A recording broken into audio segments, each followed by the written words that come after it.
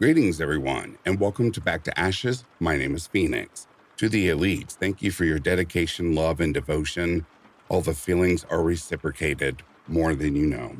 If you are new to the channel, please know that I am a real person that narrates and edits and uploads here to YouTube. I don't have a team. I'm a one-man show. So if you are in support of non-AI channels, please leave a like, comment, and maybe share it with your friends and family. Maybe even hype the video. And if you'd like to become part of the Back to Ashes gang, why not hit that subscribe button and make sure your bell notification is set to all. That way you know every time I upload a video. With that being said, it is time to go back to ashes. For once we arise from the ashes, we are a bigger, brighter, stronger, and a happier person every day. Sit back, relax, kick back, grab a snack, or tuck in and get warm, and prepare for your dose of vocal melatonin entitled True Chilling Law Enforcement Stories. Right after this intro, there will be an ad. I'll read the first story, there will be an ad. And after that, there will be no more ads within this video.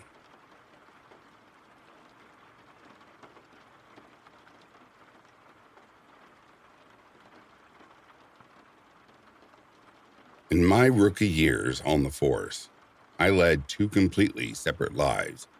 By daylight, I was Officer Macho, handing out tickets, pulling apart drunk brawlers and dive bars, doing whatever I could to keep the streets from spinning out of control.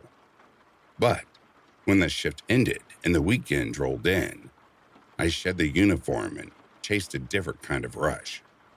Those nights belonged to the clubs downtown. I'd lose myself in the pounding bass, the overpriced cocktails, the crush of strangers on the dance floor. It wasn't about conversation or connection. It was pure escape. For a few hours, I could be anonymous. No badge, no questions, no responsibility. Just another body in the strobe lights, rubbing shoulders with people I'd never see again. That all changed on the coldest, most sobering night of my career, and I wasn't even wearing the uniform. It began like any other Friday. I punched out, showered off the day, and slipped into plain clothes. Leather jacket, jeans, nothing that marked me as law enforcement. Tired of my usual spots, I headed to the south side. Rougher bars, louder music, crowds that didn't bother with pretense. No tiny umbrellas, no frills, just raw energy and cheap thrills. I wanted a night I could barely recall the next morning.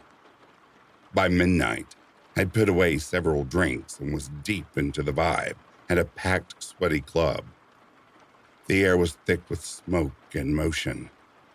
When the crowd started feeling too young and chaotic, I settled the tab and moved next door to a slightly nicer place. Live DJ, smaller floor, stronger pours. Whiskey gin, a beer to keep me upright.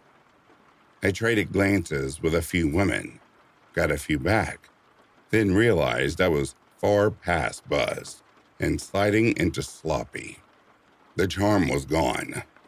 I was drawing stares from guys now, and not the friendly kind.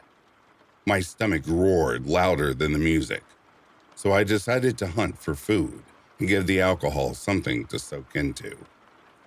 Oddly, none of the South Side spots served anything solid, just endless liquor.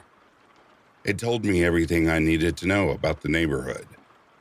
I stumbled out into the biting night air, the cold slapping my flushed face.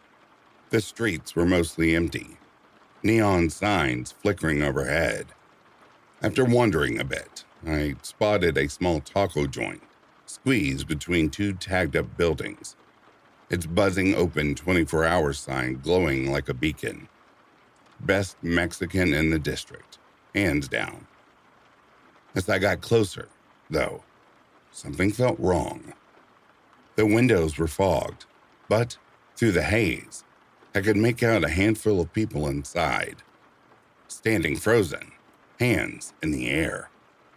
Two figures in ski masks pulled between them, one waving what looked like a pistol, the other flashing a knife. A robbery in progress. I stood there a moment, alcohol-dulled brain racing to catch up. No uniform, no service weapon, no cuffs. Just a drunk guy in a leather jacket. But training and instinct don't take nights off. Before better judgment could kick in, I pushed through the door. The bell jingled like a gunshot. "Hey," I barked. "What the hell is this? Drop the weapons." My hand went to my belt out of habit. Empty. Too late. The reality hit. I just walked unarmed into an armed robbery. The guy with the gun swung it toward me, hand shaking. "Get out," he yelled, voice cracking. "This ain't your business." The one with the knife started closing the distance, blade glinting under the fluorescence.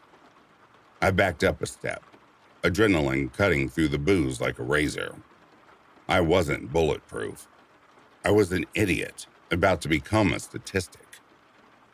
"Whoops," I muttered. Both robbers actually smirked. Okay, I said, palms up, retreating through the door.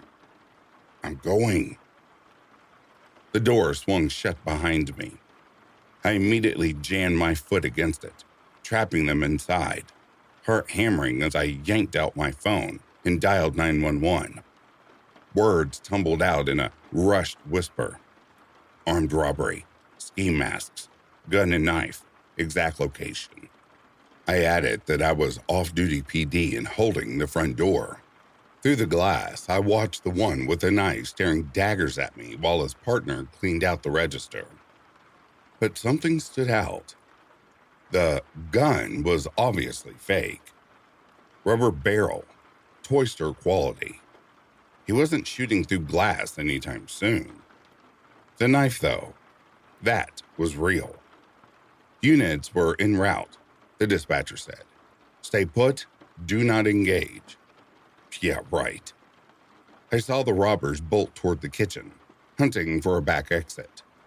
Without thinking, I cased the door open and slipped inside, moving quiet between the counter and tables. The employees stayed still, eyes wide, letting me pass. In the kitchen, the two were frantic, working the back door. The smaller one, the knife guy, was closest, twitchy and panicked. I lunged, grabbed his collar, and drove him headfirst into the walk-in cooler. The clang echoed. He dropped like a sack. The second kid spun around, eyes wild and charged. Before I could adjust, the knife sank deep into my thigh. Pain exploded. White, hot, crippling. I screamed and collapsed on top of the unconscious one, blood already soaking my jeans. The stabber flipped the simple lock on the back door and vanished into the alley. I pressed both hands to the wound, vision swimming, lights buzzing overhead. Sirens grew louder in the distance.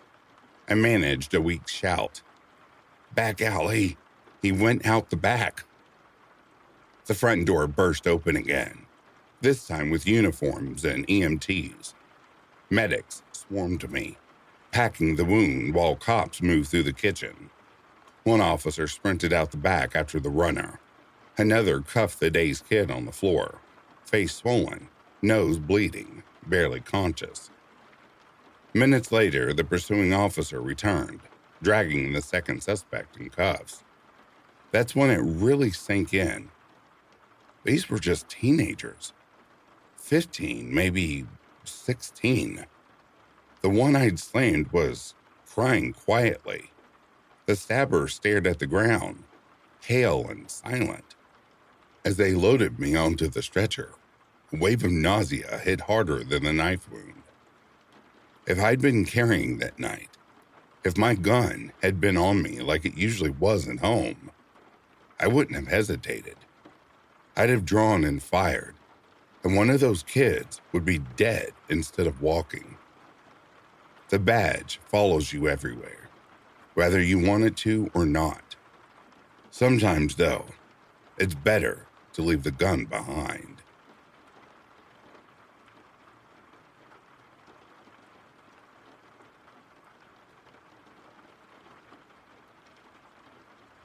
During my career with the UK's National Crime Agency, I spent 6 fulfilling years assigned to the Missing Persons Unit.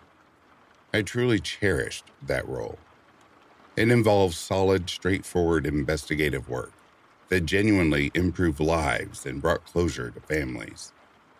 The outcomes were remarkably positive, with an impressive success rate where the overwhelming majority of individuals we searched for were located alive and reunited with their loved ones. Yet, amid these rewarding resolutions, certain investigations plunged into profoundly unsettling territory. In the UK, when someone reported missing fails to reappear within 3 days, their details are forwarded to the NCA's Specialized Missing Persons Team. Ideally, we'd drive straight into those searches, but in reality, a persistent backlog means delays are common. That's how the case of a young woman I'll call Melissa, her name changed for privacy, lingered on my desk for more than a week before I could address it. The initial report compiled by the local investigating officer, 110, noted that Melissa's mother had raised the alarm. Her daughter shared a home near Brighton with a close friend who had become her roommate. Concern escalated when both women abruptly stopped responding to phone calls. The 110 visited her semi-detached house, but no one answered the door.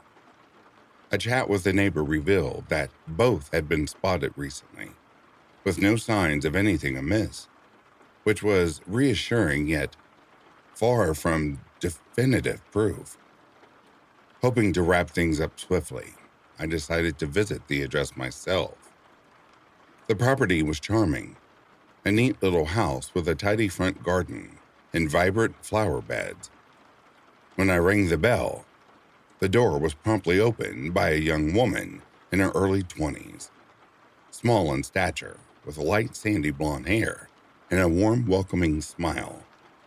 She introduced herself as Helen, again not her real name, Melissa's roommate, and seemed eager to clear up the misunderstanding. Helen explained that Melissa had fallen quite ill and was resting upstairs in bed. As for herself, she's been overwhelmed juggling work and caregiving duties, which explained the missed calls from her own mother. She apologized profusely for causing any alarm. She insisted that everything was fine now, and neither of them required any outside help. Her account seemed plausible. She showed no obvious signs of deception. However, protocol in missing persons cases is strict. We cannot close a file based solely on hearsay. Confirmation demands either discrete visual contact or undeniable proof of life, such as time-stamped high-definition CCTV footage. With that in mind, I politely requested to step inside briefly, just to confirm Melissa's well-being with my own eyes.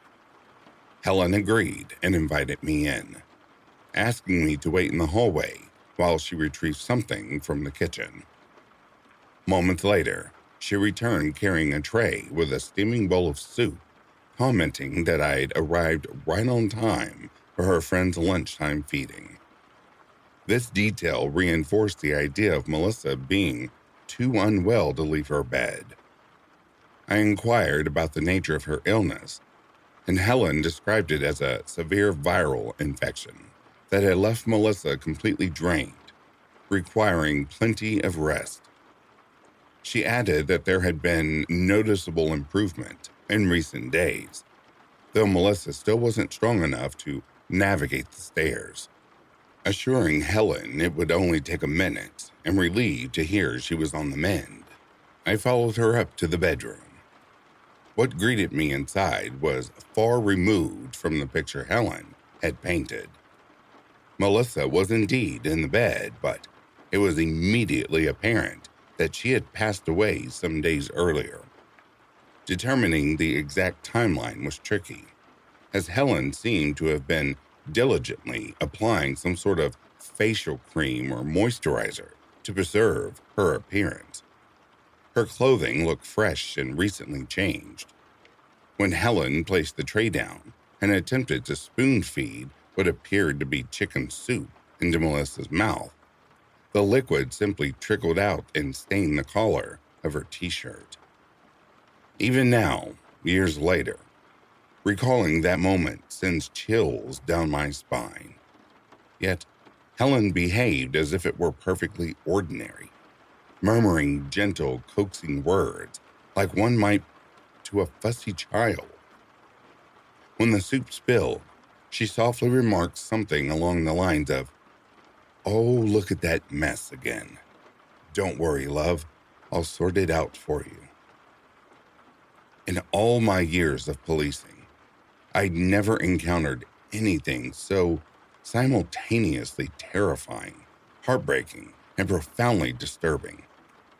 For a few frozen moments, I simply stood there, stunned, struggling to process the scene. It was the sight of Helen persisting in her futile attempt to feed the body that snapped me back to reality. As calmly and courteously as I could, I suggested we step into the hallway for a private word.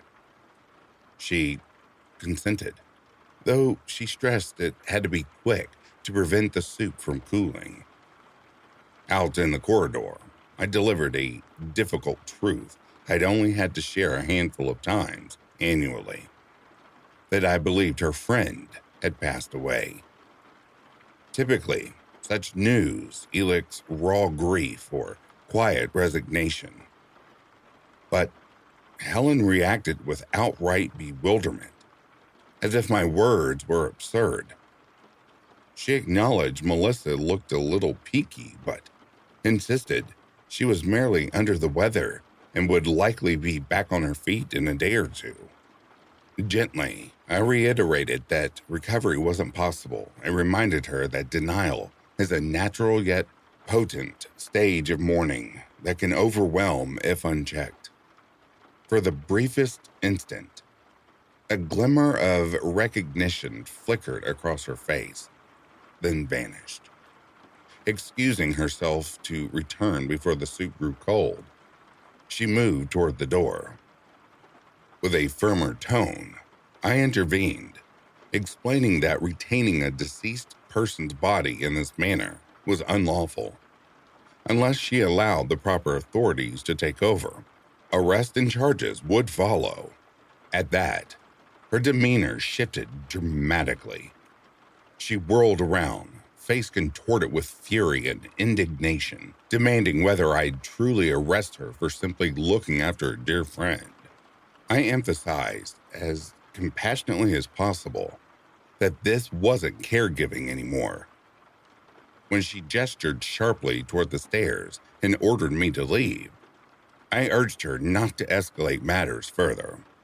Again, there was a fleeting moment where it seemed my words might penetrate. Then, her composure shattered entirely. Her eyes widened wildly as she shrieked for me to get the hell out of her home. Not wishing to provoke her more, I began descending the stairs, repeating soothingly that I was going. But, in a grave error, I reached for my phone to summon assistance. She instantly realized my intent, lunged forward unexpectedly, and knocked the device from my hand. It clattered down the steps.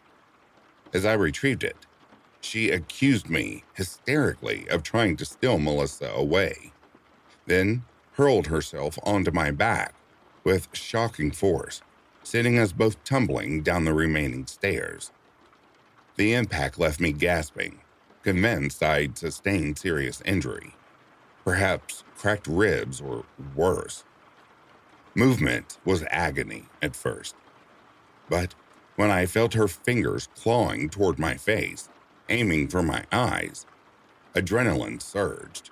Though I was a tall, former rugby player at 5'11", and she barely reached 5'4", the moral weight of using force against someone so clearly unhinged made restraint challenging.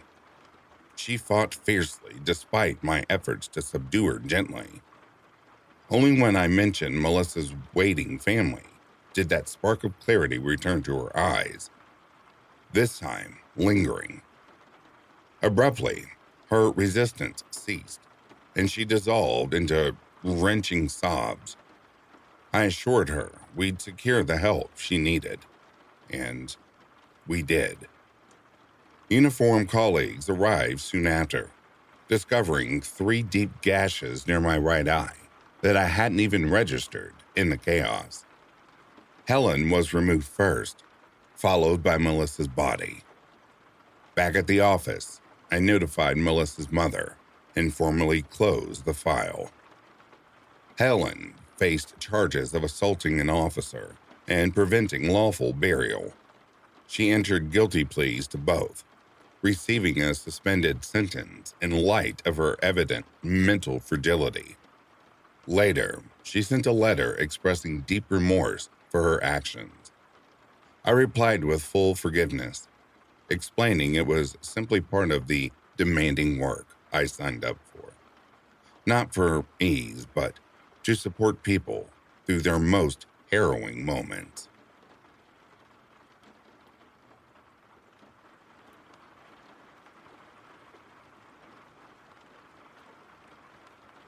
I never set out to become a police officer. It wasn't some childhood dream or a calling. I'd just come out of the Army looking for stability, a job with reliable pay, health benefits, maybe a pension down the line. I thought I'd put in a few years, save up a nest egg, then pivot to something else, like going back to school or working as a mechanic on heavy trucks. But Denver has this insidious pull. It reels you in and wears you down gradually, without you even noticing. 1 year, stretching into 2, then 5. Before I realized it, I'd been pounding the pavement in the metro area for close to 10 years.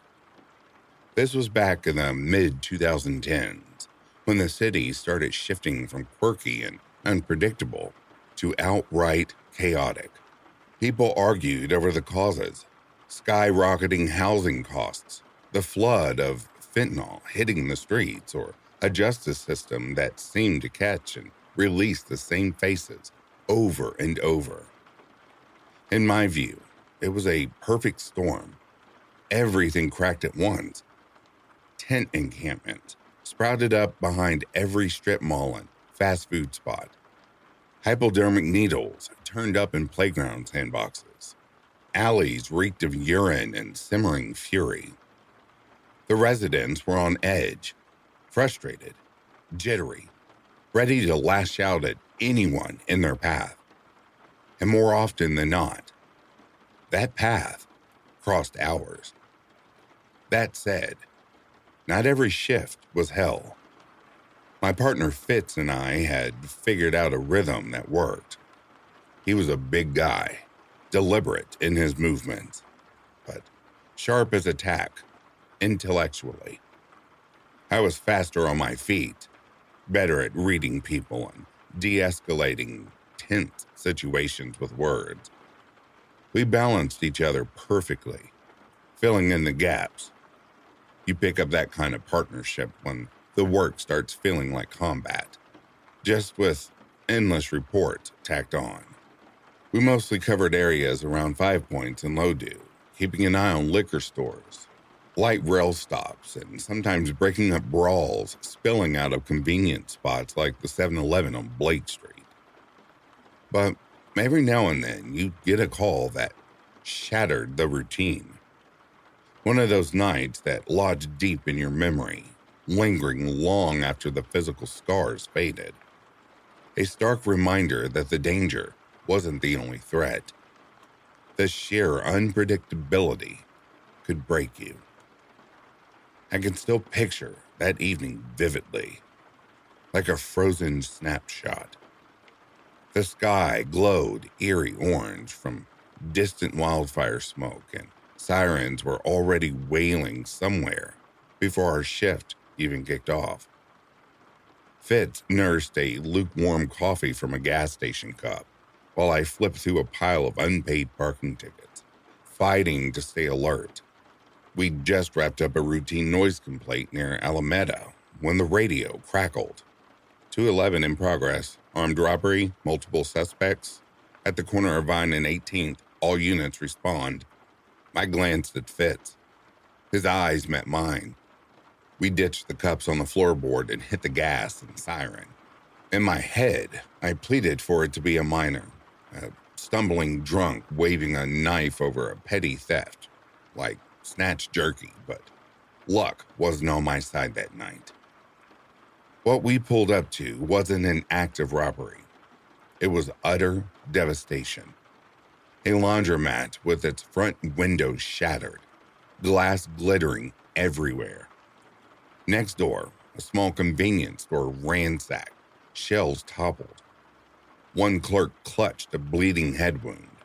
The other hysterically yelled into a phone. And smack dead in the chaos stood two burly suspects, one swinging a crowbar menacingly, the other clutching a large butcher knife with practiced grip. Fitz called it in on the radio while I drew my service weapon. In an instant, the evening plunged into darkness. Fitz flanked left. I went right. Guns up, steady hands, hearts pounding like war drums. The suspects were mid-rant, thrusting their weapons wildly, as if their sheer anger could hold the whole block captive. One wore ski mask, the other had a bandana pulled over his face, but his eyes burned feral, like a trapped animal.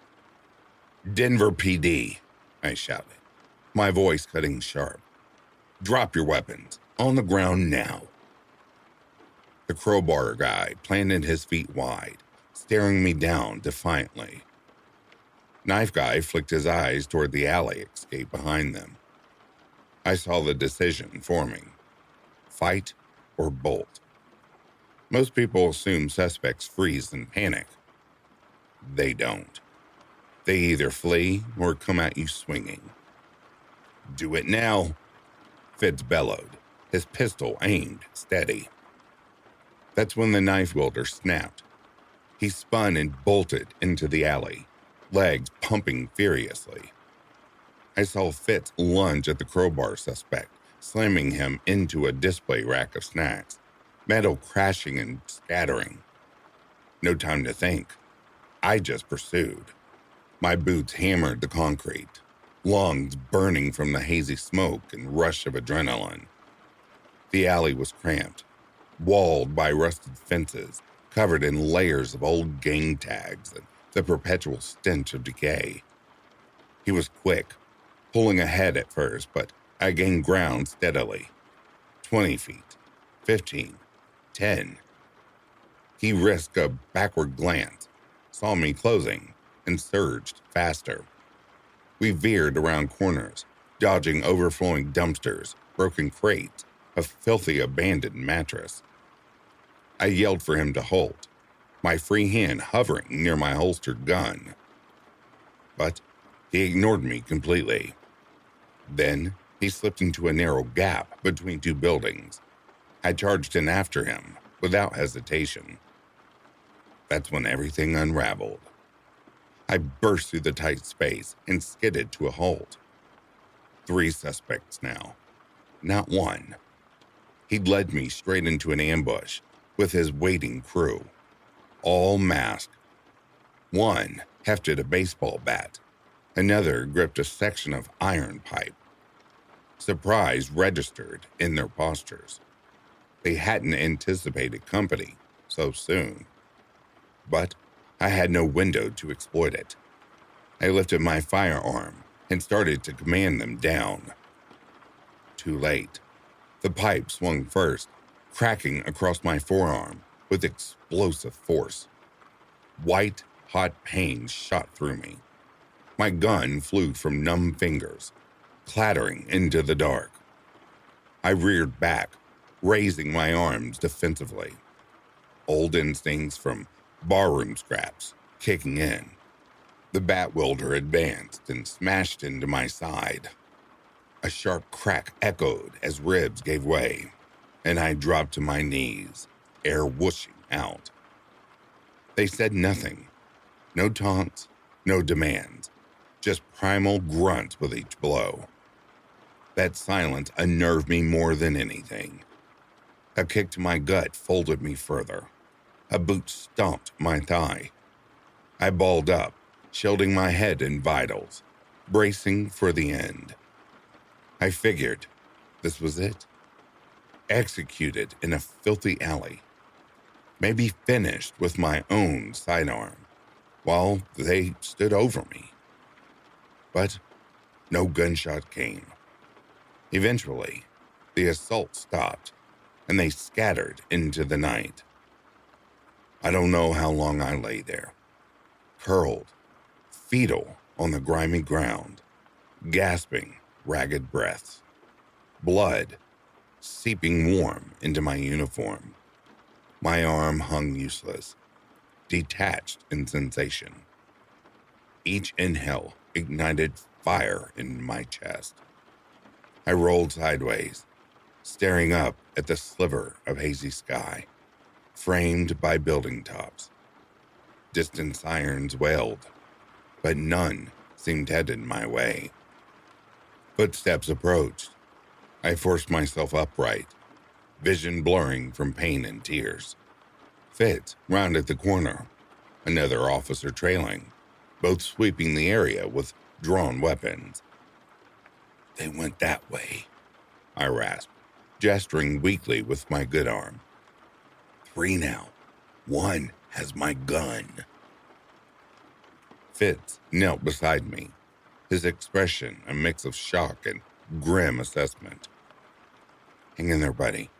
Ambulances en route. Then, a sharp gunshot cracked nearby, maybe a quarter-mile off. 1 report, then 2 more in quick succession. We all froze. The backup officer radioed it urgently. Fitz rose, poised to give chase, but paused to grip my shoulder firmly. Stay put. They vanished into the shadows. I lay back, trembling uncontrollably, every nerve alight, fighting nausea. Sirens multiplied in the distance, converging like an angry swarm. The whole district mobilized. My ambush had stirred the hive. Paramedics arrived minutes later, a young tech with eyes wide from the scene. He swore softly while checking me over, then slapped on gauze and a makeshift splint. Ribs are busted up bad, I muttered, through chattering teeth, adrenaline crashing. Arm too. He nodded absently, working fast. Sirens echoed endlessly. Then his radio. Officer involved shooting, Vine and 20th. Suspect down. He hesitated, relayed our location again. Shouts and thunderous boots filled the alley as more units swept through. I just sat there, helpless and bloodied, as the chaos swirled. Fitz returned eventually, sleeves stained with fresh blood, but not his own. His jaw clenched like iron, eyes locking on mine with unspoken weight. I didn't ask details. He didn't volunteer at first. Then, kneeling again, he fired your gun at us. 1 shot missed. I returned fire, dropped him. No rush of relief hit me. Nothing at all. Just a hollow emptiness, like part of me had been hollowed out. No anger, no satisfaction, just exhaustion. Done. The team nabbed the others soon after. More arrests, weapons recovered, charges piling high. Turned out they were low-level gang members pushing boundaries, hitting small stores to mark territory. They never expected quick response from cops, ready to dive in head first. Recovery took weeks. Doctors taped ribs, reset the arm, called me lucky. I mumbled thanks, left with pain meds and a fit-for-duty slip. I stared at that paper 2 full days before ripping it up. Never returned to the streets. Took early retirement. Surrendered the badge, the uniform, the lingering scars. The city barely noticed. Months later, another officer was ambushed just blocks away. He didn't survive. His story got a brief mention, then faded. Another quiet loss in a place that devours its protectors. People sometimes ask if I miss it. The rush, the sense of purpose. Truth is, I miss the clarity of knowing my role, but not the constant vigilance, the metallic tang of fear when someone shifts wrong, or the dread of gunshots signaling a colleague's end. That night didn't just close a shift. It extinguished something vital in me. My badge sits in a drawer now. Occasionally, I pull it out, turning it over in my hand, searching for the reason I once carried it. But it's cold metal, a forgotten artifact, like the rest of what we abandoned in Denver's shallowed alleys.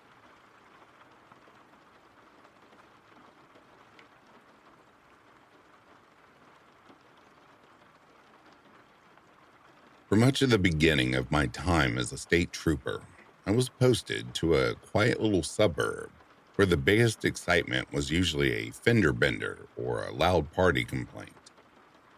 It was the sort of assignment that looked peaceful from the outside. Steady hours, low risk, nothing that would ever make the evening news. I kept telling myself it was temporary, just a rung on the ladder toward something more challenging. But day after day of writing tickets and running radar dulled the edges of that ambition. Comfort crept in, and I let it. Like every cop, though, I have that one call that still wakes me up sometimes. The one I've run through with therapists, friends, anyone who will listen, trying to find the loose thread that will let me tie it up neatly and file it away. This one refuses to be tied. It hangs there, foggy and stubborn, reminding me that not everything in this job has a clean explanation. It was an ordinary weekend shift. The roads were mostly empty, the town settling down the way it always did. Dispatch broke the quiet. Disturbance at Hawthorne Juvenile Detention Center. Medical en route. Officers needed. Just hearing the name tightened something in my chest. Hawthorne had a reputation, not for riots or escapes, but for the way it felt. Heavy, oppressive. Every trooper in the area had been there at least once, usually dropping off a kid after an arrest. Walking through those doors always left you feeling like you needed a shower. I met my partner, Jake, in the parking lot. He was propped against his cruiser, finishing a cigarette, the cherry flaring orange against his face. "Hawthorne again," he grumbled, flicking ash into the pavement. "What flavor of headache tonight?" "Disturbance," I said, grabbing my flashlight. "Medical's not here yet. Might as well go see what we're dealing with." He sighed. We both knew the drill. Staff wouldn't set foot in the unit until we cleared them safe. We buzzed the outer door, A small camera eyed us while Jake held up his badge.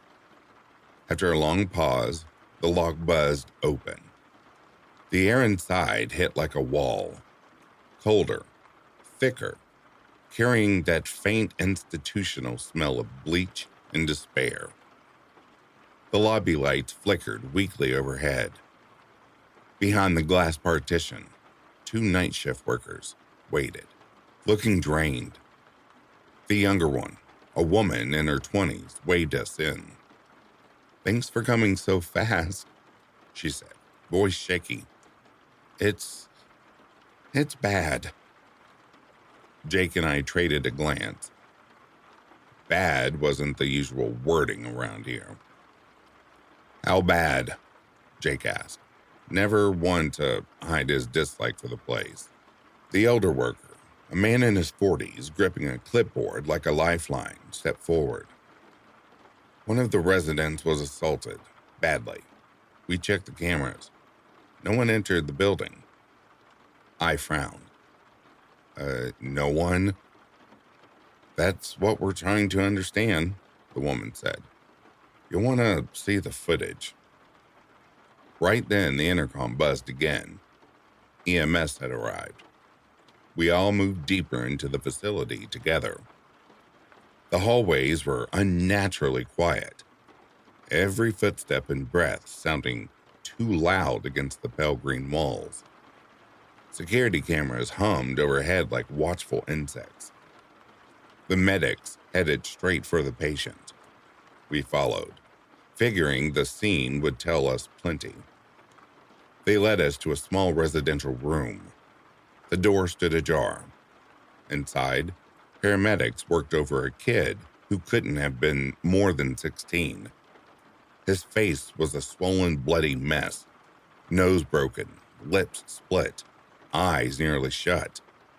He lay limp, breathing shallow, barely conscious. Whoever did this had meant business. Jake knelt for a closer look. "Not self-inflicted," he said quietly. "Someone tried to finish him." They found a length of pipe in the room. The kid hadn't said a word yet. He'd been discovered like this, alone. We left the medics to stabilize him and followed the staff to the control room. A cramped space stacked with files and glowing monitors. The older worker pulled up the footage. "This is where it gets strange," he warned. He started with the exterior cameras. Locked doors, no breaches, no movement. Interior halls, empty, minute after minute. Then a figure appeared. A boy, blurry and indistinct, moving through the corridors in quick, jerky bursts, always slipping just out of clear view. The way he moved felt wrong, like his joints weren't quite connected right. "Who is that?" I asked. "No one here matches him," the man said. "And watch. He avoids the cameras like he knows exactly where they are." The final clip showed the figure pausing outside the victim's door, glancing both ways, pulling something from his jacket, picking the lock, and vanishing inside. Then nothing. No footage of him leaving the room, and certainly none of him leaving the building. We asked about the victim. After a hesitation, the woman told us 6 months earlier, he'd stabbed another boy to death. Brutal, unprovoked. He was awaiting possible transfer to adult lockup. Something cold settled in my gut. They printed the clearest still they could get out of the hallway boy. Pale skin, dark eyes, face utterly blank. We took it back to the room where EMS was prepping transport. I crouched beside the injured kid and held the photo where he could see it. "You know him?" His reaction was instant, body stiffening, breath catching, turning away as far as the gurney allowed. He wouldn't look again. He knows him, Jake said under his breath. We tore that building apart. Every cell, closet, vent, roof access. Locks intact, windows secure, no trace of entry or exit. The figure on the cameras had simply appeared, done his work, and vanished. As we finally walked out, Jake shook his head. Ghost, he muttered, half jokingly. I told him to knock it off, but the word stuck. No suspect was ever identified, no charges filed. The facility upgraded cameras and tightened procedures, but it felt like locking the barn after whatever it was had already come and gone. The beaten kid recovered physically and was moved to another facility. I never saw him again. The boy in the hallway footage never got a name. He remains a grainy shadow in my memory, a question that refuses to close. Even now, years later, I wonder if we missed something critical that night, something that was standing right there in plain sight, waiting. The most rational explanation I can still land on is that another resident, one already inside, slipped out, did the beating, and slipped back. Only someone living there would know the camera blind spots and how to pick those locks. It's the only thing that fits without reaching for the impossible. Everything else, well, everything else is just the part I can't quite shake.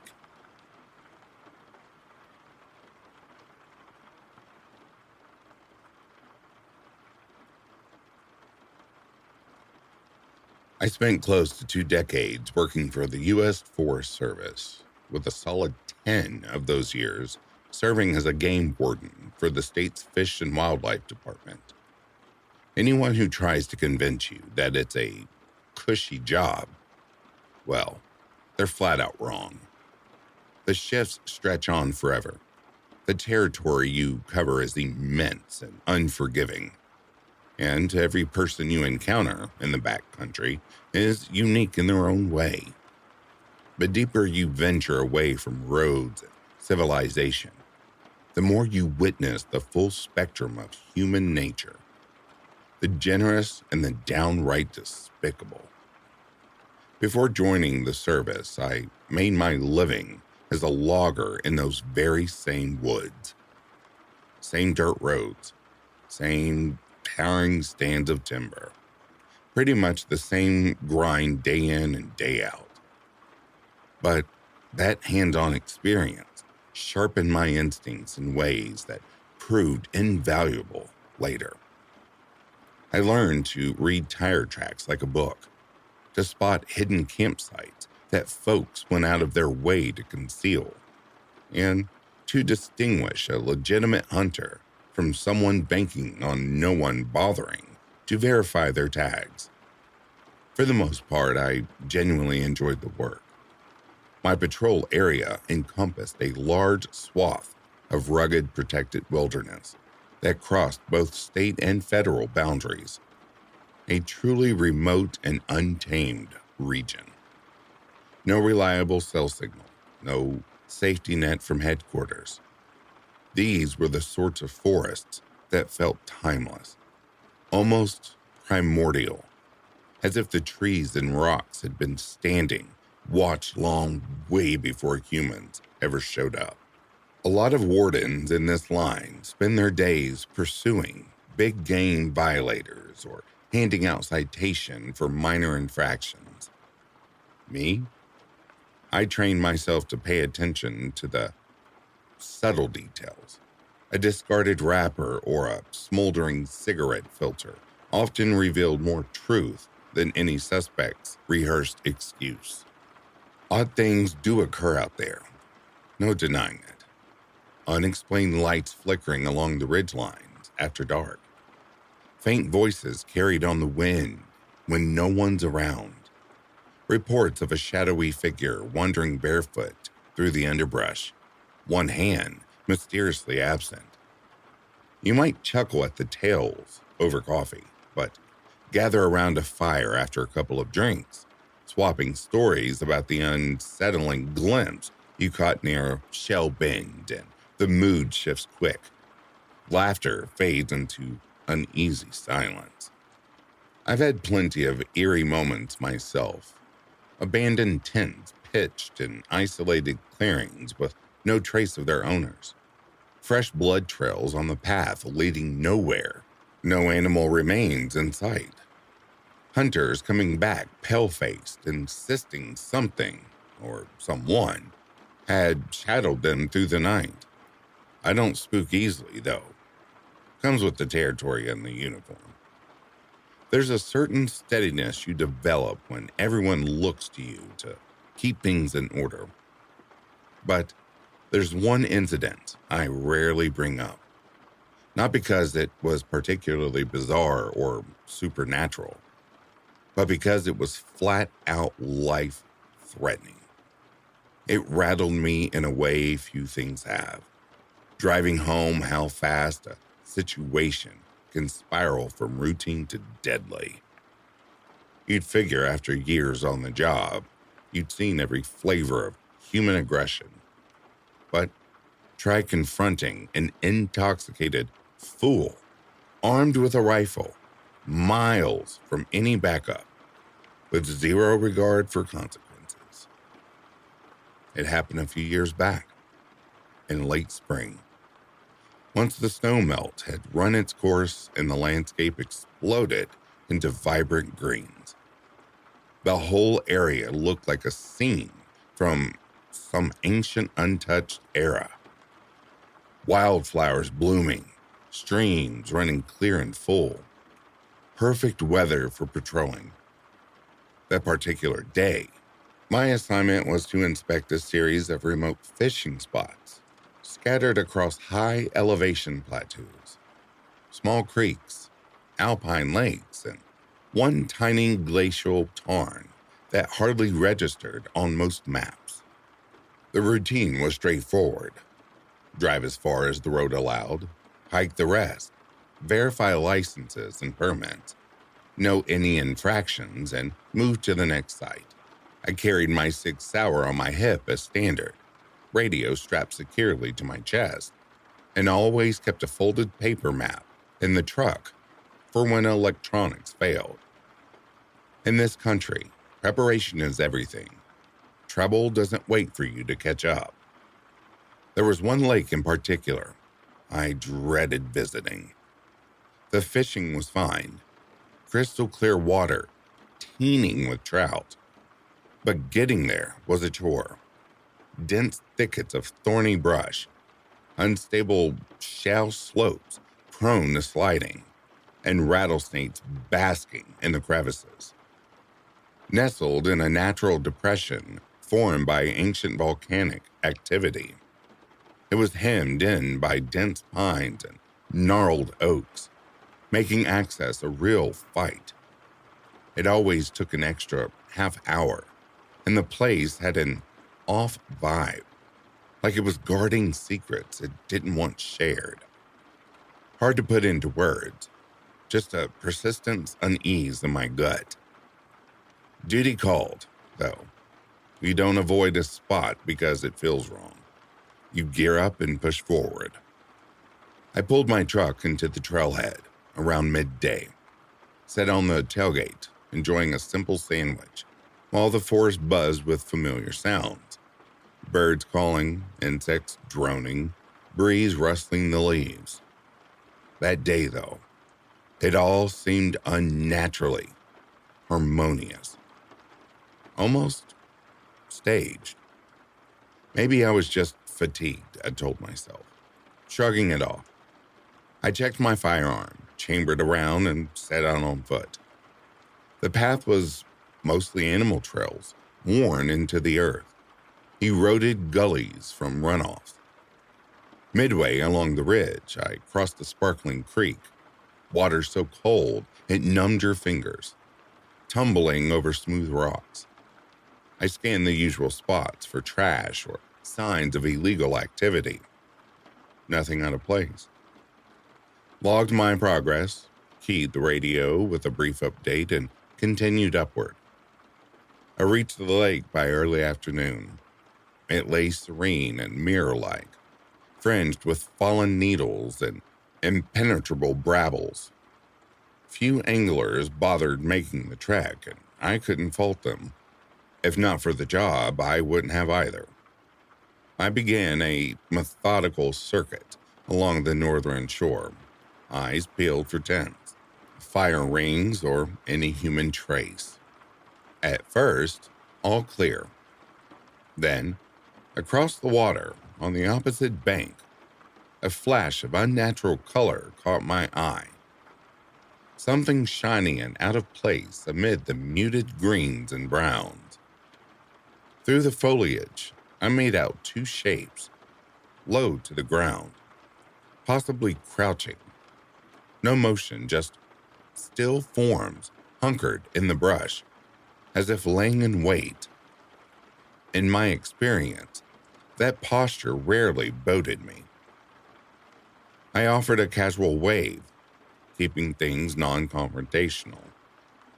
One figure lifted a hand in response, slow, almost sarcastic, while the other stayed motionless. I proceeded around the perimeter, mindful of the treacherous rocks underfoot. Closing in, the stench hit me. Stale beer, body odor from days without a wash, the sour tang of unwashed humanity. There they were, a cooler strewn with empty cans, scattered fishing gear in disarray, and a small .22 rifle propped carelessly against the ice chest. Two men in their mid-20s, one sporting a thick beard and a reddened neck from the sun, mirrored shades hiding his eyes. The other, lean and shirtless, covered in crude homemade tattoos that screamed institutional origins. They appeared thoroughly impaired. Booze, maybe drugs or a mix. "Howdy, gentlemen," I called out evenly, hand resting near my belt. "Got your fishing license ready to show?" The bearded one snorted a laugh, as if I'd cracked a hilarious joke. "Get lost," he spat. The tattooed guy hawked and spit toward the bushes, flashing a crooked grin. "For real? No one's coming way up here?" I held steady. "I'm here now, and I need to see them. This can stay simple, no need for tickets, if everything checks out. Show me the papers and I'll be on my way." Bearded stood unsteadily. "We've been coming here forever, man, since we were kids. You don't get to boss us around with your rules and badge." Tattoo cracked his knuckles and rose too. "This land ain't the government. It's free." I shifted back a single step, enough space to assess, not enough to signal retreat. "Let's keep this simple. Lay a hand on me, and it's felony assault on an officer. You'll regret it, sober, in a cell." They exchanged a quick glance. That silent communication I've seen too many times, right before trouble erupts. Suddenly, Bearded charged, shoving me hard. I staggered over a loose boulder, but regained balance, barking, "Stand down." Tattoo grabbed my collar, jerking me off balance. I twisted free, but the momentum sent me tumbling backward, straight into the frigid lake with a heavy splash. My equipment dragged me under briefly. The weight of the soaked vest and holster pulled like an anchor. Surfacing gasping, I scanned frantically, half expecting gunfire. Instead, they were roaring with laughter. Bearded bent double, Tattoo perched on the cooler, kicking his legs in glee. The .22 lay within easy reach. Drenched and furious, I hauled myself onto the bank, retreating slowly. All right, joke's over. I'm heading out. Don't escalate this. Tattoo snatched the rifle, brandishing it casually.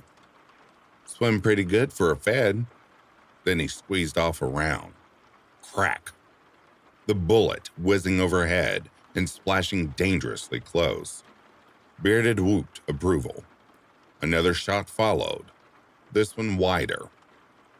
I dove into the thick brush for cover, then sprinted for the trail when obscured. Rounds zipped through the air, most plunking into the water, a few cracking into trees. Heart pounding, boots squelching. I raced downhill until elevation restored radio signal. Unit 4 to dispatch, officer assaulted, 2 armed, intoxicated males at Devil's Basin. Shots fired, need immediate backup. Static cleared.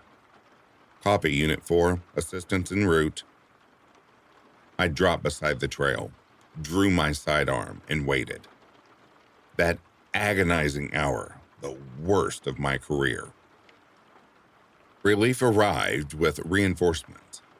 4 fellow rangers and 2 vehicles, plus a sheriff's deputy named Carson, a solid partner from past operations.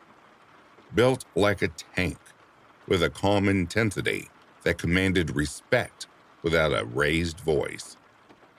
Still sopping wet and chafed, I briefed them, then guided the team back up. Carson confirmed. Rifle definitely loaded? Affirmative. At least a dozen rounds expended. We advanced in formation. Weapons ready. Chatter minimal. This wasn't a simple citation anymore. It was serious felony territory. Cresting the ridge, we split. Carson flanking wide, me with the others circling the basin. The scent of smoke and stale beer guiding us. There they sat, oblivious. Same mess, same cooler. Tattoo idly fishing. Bearded lounging shirtless on a rock. Rage surged, but training held. Carson emerged first. Hands up, now. They startled. Tattoo reached instinctively. Big mistake. We converged swiftly, commands sharp. Down, now. Face the ground, hands visible. Tattoo bolted. I tackled him hard, driving him into the dirt, securing him as he thrashed and cursed, until cuffs clicked. Bearded complied, sluggishly and dazed. The .22 remained loaded, 5 rounds ready. We marched them down, enduring their rants about tyranny and people's rights.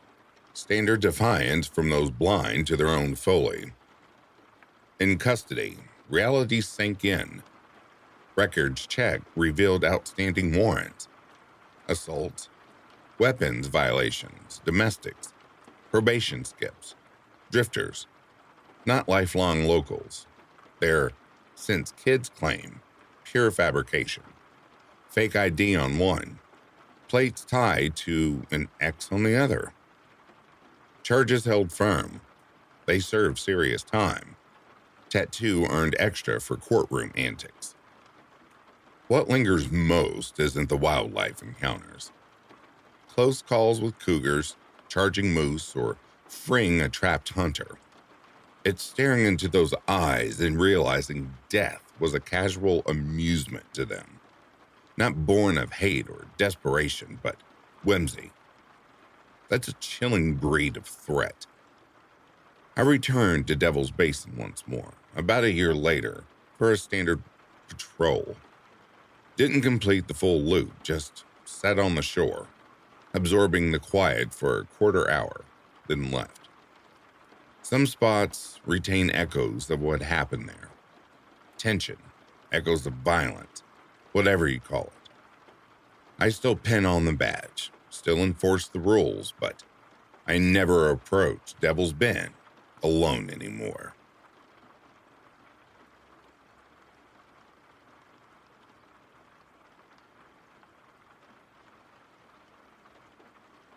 And that, dear listeners, brings a close to these true chilling law enforcement stories. I would like to take this moment and acknowledge the rest of the membership of BackToAshes. Thank you all so much for your dedicated support and remaining with the channel. I reciprocate all the dedication and love right back to you. Thank you so much. I always say, without you, I don't have a voice. This channel wouldn't exist. I'd be sitting here talking to myself, and we don't want that. I don't want that. Thank you so much.